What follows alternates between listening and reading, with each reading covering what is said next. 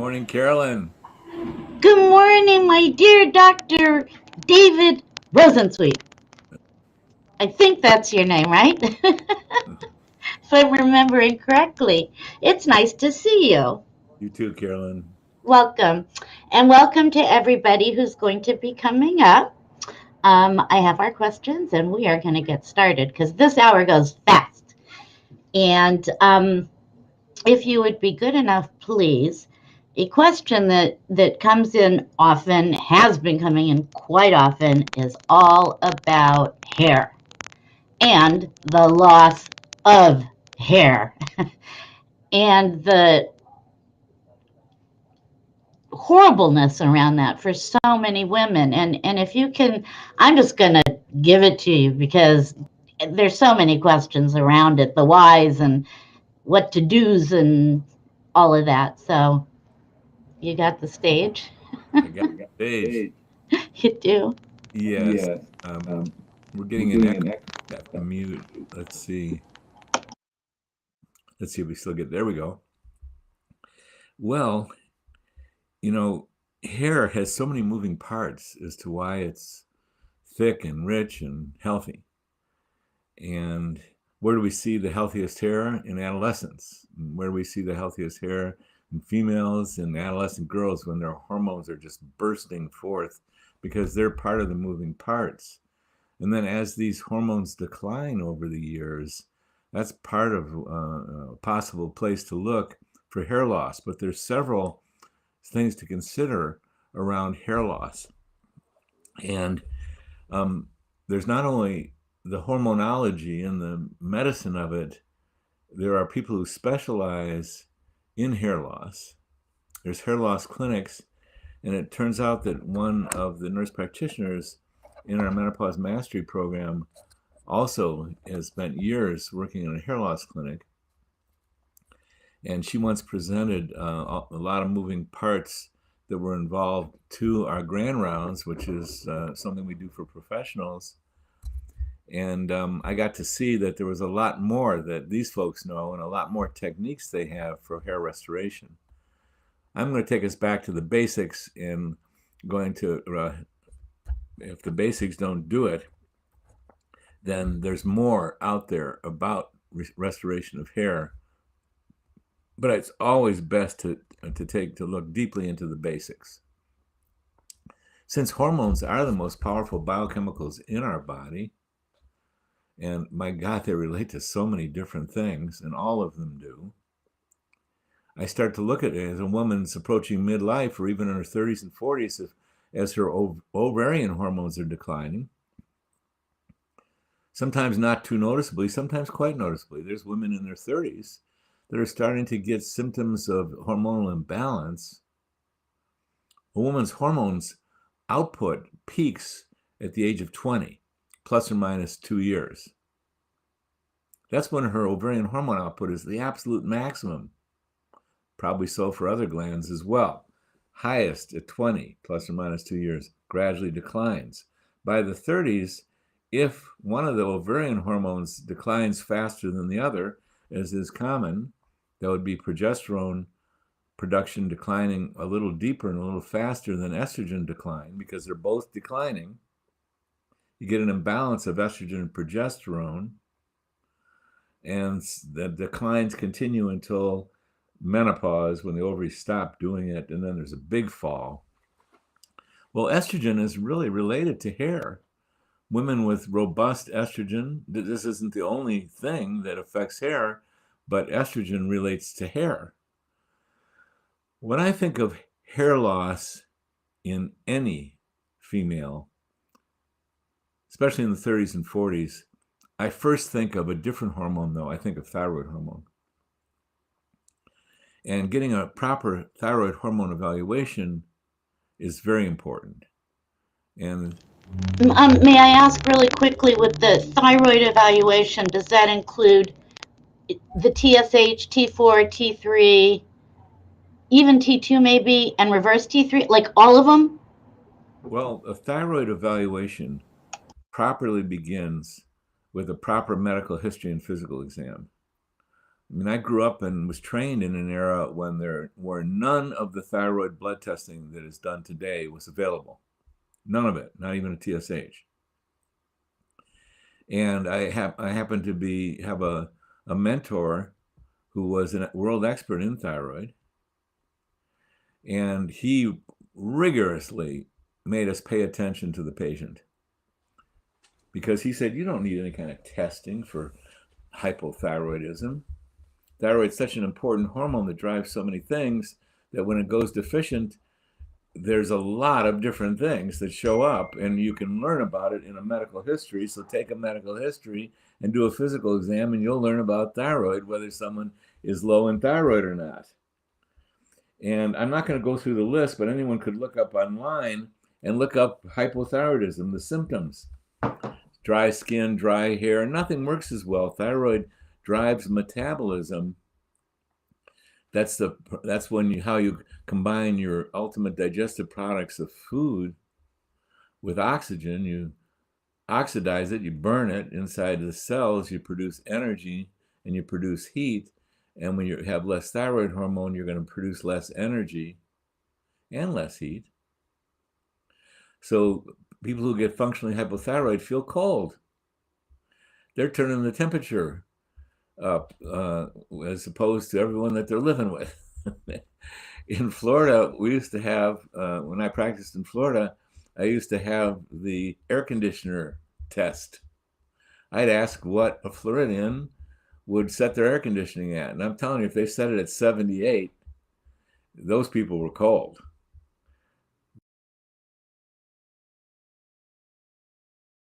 And usually they were in the air conditioner wars if they put it at 78 with the other members of their family who thought it was too hot in Florida. Lots of signs. Nothing works as well. People, you don't have enough energy for the bowel, you get constipated. You don't get enough energy for the immune system, you get these recurrent infections. And it goes on. And if you don't have enough thyroid hormone, you lose hair. And one of the most common things in a woman who's getting thin hair and losing her hair at a younger age than she would want or expect, which would be less than 100. Anyone less than 100 years old is going to be unhappy about it. One of the things we look at first is the thyroid. And you can take a basal body temperature, put a thermometer on your nightstand, and when you wake up first thing in the morning, even before you go to the bathroom, stick that thermometer under your armpit. And if it reads less than 90, 94, you're too cold. You're not producing enough heat. If it reads less than 96, you got to have a question mark there. So you can do that. You can do a transit time. How long do things take to move through your bowel? You grate some beets into your salad at night, and you see what happens if you have a bowel movement the next morning.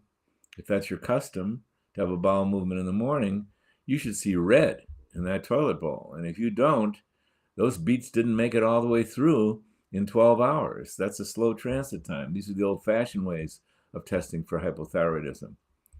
And yes, Carolyn, and there's physical signs, reflexes. There's all kinds of physical signs that a good doctor will, or a healthcare provider can assess to see if you're hypothyroid. And these days, of course, we always include some blood tests, and you name them. What we want to look at, basic bottom line, is a TSH, it's a thyroid stimulating hormone, a free T3, a free T4, and a reverse T3. Those four need to be included on any blood test panel. And I want to give you some instructions on how to get that blood drawn. Schedule the earliest morning appointment you possibly can. Be fasting from midnight on.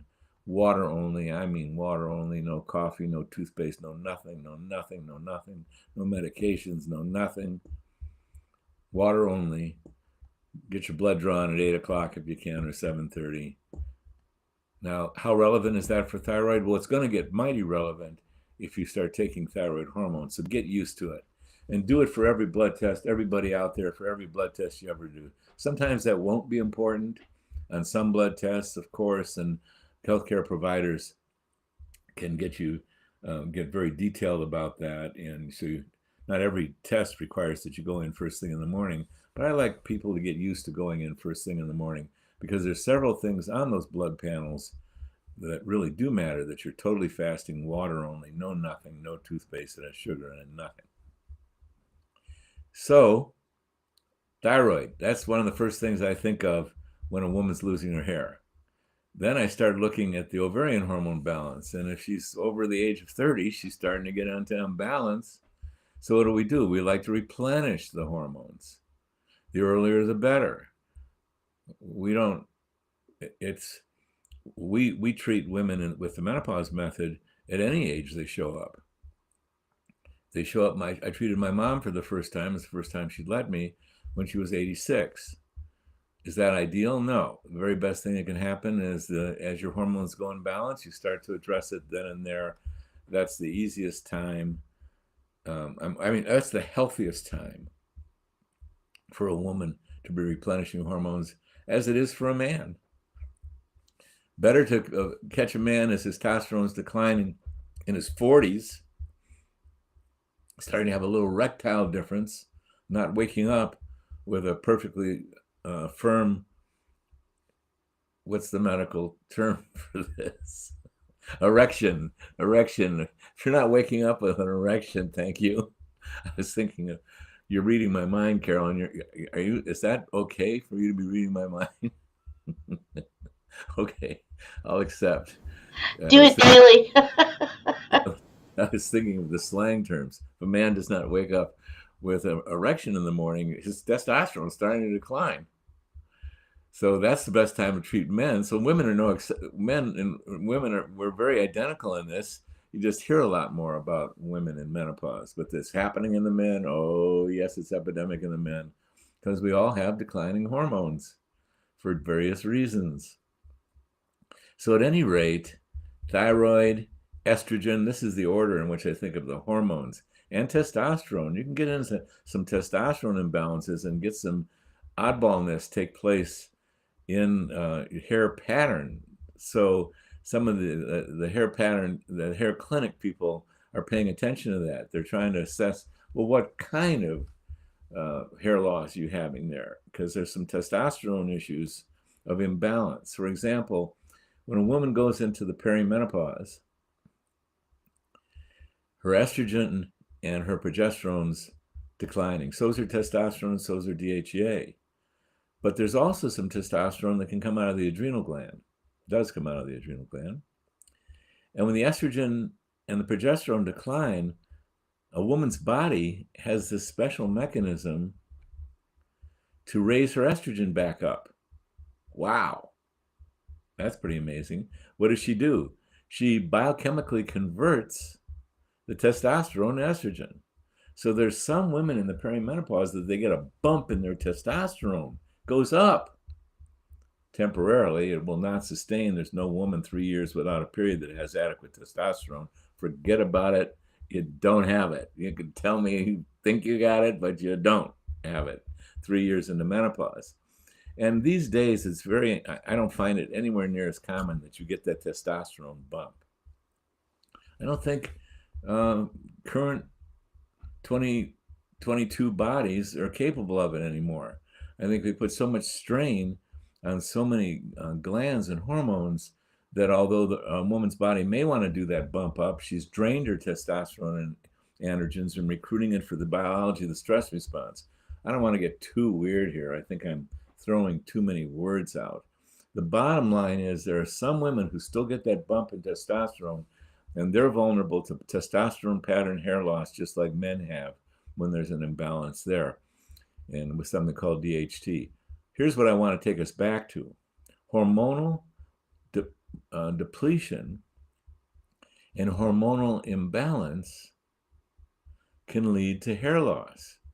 So if a woman is losing her hair, we want a very careful exploration of hormonal depletion. And it's not just the ovary we're thinking of there. I led with the thyroid gland. So thyroid, ovary, these hormones relate to hair. Now, as we were talking about bones last time, I believe it was in our last Facebook Live, we also want to look at what his hair is made out of.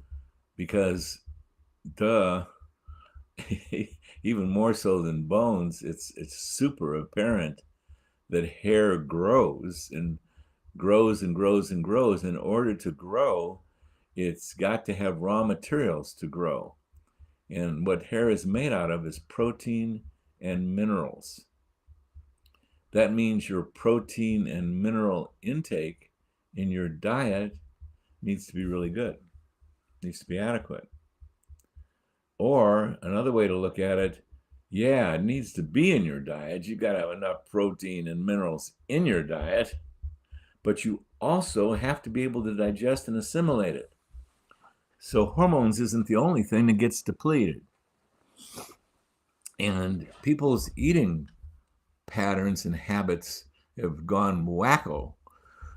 They may have been forever for a lot of different reasons, but to have good digestion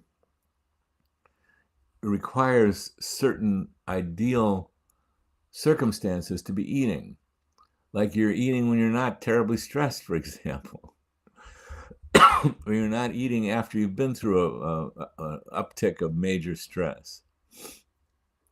During that uptick of major stress, you had an increased outpouring of hydrochloric acid into your stomach, even when there wasn't food there. And then that just gets reabsorbed or absorbed and disappears, and then you eat a big meal and you don't have the hydrochloric acid that is crucial for the digestion of the protein and the minerals. So digestion and eating at a time that's the right time, when you've got a happy life and you're sitting down and you're taking your time. And here's the most powerful digestive tool that you can possibly have, besides eating at a right time, when you're just so happy to sit down, take your time. It's called, it's technical term. I love to use the medical technical term because it really gives an official ring to it. It's a highly technical medical term to assist your digestion. You need to chew. Chew, chew, chew, chew, chew, chew, chew. The macrobiotic folks, I think they had it right. They say chew every bite until it's liquid. Then you swallow it. Whatever you're eating, chew every bite until it's totally liquid within your mouth, and then you swallow it. They used, if I remember correctly, they threw out the number like 30 chews per mouthful or something like that, but it varies depending on the food you're eating. But the moral of the story is chew that food and mix it with saliva until it's liquid, then swallow it. That's probably the most powerful thing that you can do for your digestion. There's physics reasons for this. Just to throw it out for those of you who are science oriented, you reduce the particle size of what you're chewing, which makes increased surface area that gets exposed in the stomach to the stomach juices called hydrochloric acid, intrinsic factor, and soon a lot of enzymes. And that you also increase the surface area that's exposed to the enzymes in saliva. So the moral of the story is be sure that you're able to digest what you're eating. And you want to have adequate protein in your diet, and you want to have adequate minerals. Well, in 1932, the United States Senate put out a report saying that American soils were depleted in minerals. Like about 1932. And this is because of agribusiness. This isn't because of proper agriculture or organic farming. All farming on the planet Earth for what, 100,000, 10,000 years was organic. There was no other kind of farming except organic farming until last century. And all these weirdo methods came in, many of them profit-oriented, many of them, yet another example of where profit supersedes human needs and has taken over our planet.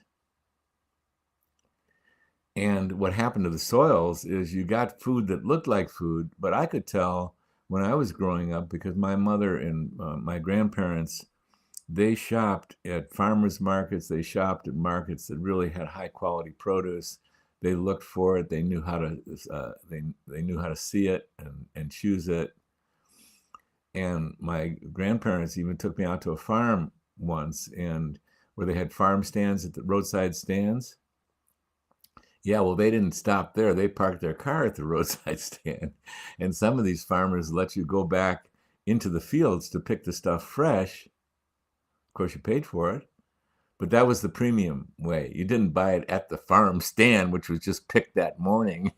You walked back into the field and you picked it yourself. And God, tomatoes in Michigan and corn, it was outrageous. And so when I got to college and I was purchasing stuff out of a supermarket, I went, this is like styrofoam.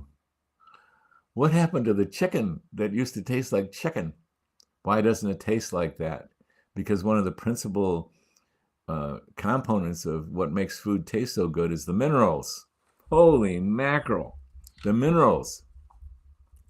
So the soils are depleted in minerals. So if you're not out there buying organic food, you might have something that looks like broccoli, but the likelihood of it containing the proper amount of minerals is very low. And Rutgers University did a study on this. They compared vegetables coming right off the shelf of a supermarket and right off the shelf of a called organic of a health food store, and there was a major difference in the organic food. So moral of the story, organic. That word should So resonate. I'm sorry to interrupt. So all those things, I mean, as we discussed, there are a lot of moving parts, and it would seem to me that thinking about all of that stuff could cause some stress, and then that stress could also lead to hair loss, if I'm not mistaken. What do you think stress has? Stress doesn't have anything to do with anything. The relation to stress, how we relate to I stress. was just kidding. Very I, funny. I was just being radically facetious. Radically facetious. I'm losing my hair. Is that? I wonder where that expression came from. I'm so stressed. I'm losing my hair. Is that what you're inferring there, Carolyn Shapiro? You picked that up, yeah. So, um, the that's a big deal, and that's why I'm lingering on it. And it seems too simplistic, and I was saving that for the last myself. I But what apologize. does it really call for? It calls for learning information.